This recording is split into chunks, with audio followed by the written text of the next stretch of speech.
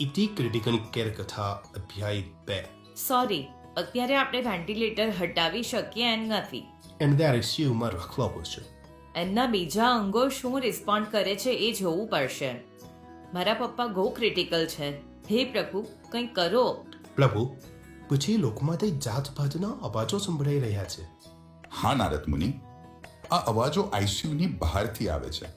આ અવાજો સ્વજનોના છે, ડોક્ટરોના છે, મૃત્યુથી ડરી ગયેલા લોકોના છે.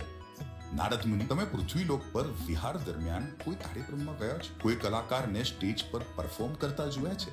હા પ્રભુ, હું સુરત મધ્યે વિહાર કરી રહ્યો હતો ત્યારે સુરતના સંજીવ કુમાર ઓડિટોરિયમમાં ગયેલો. કોઈ નાટક ચાલી રહ્યું હતું. અરે વાહ! પ્રભુ, એ નાટકમાં એક કલાકાર સંવાદ ભૂલી ગયો.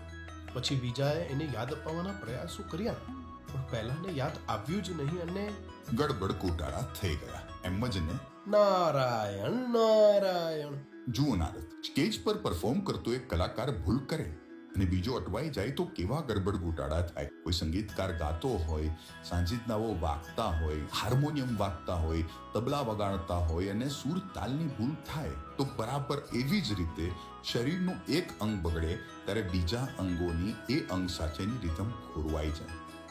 આ રિધમ ખોરવાવી નહીં, એ માટે કરાતી કાળજીને ક્રિટિકલ કેર કહેવાય. અચ્છા, નારાયણ નારાયણ.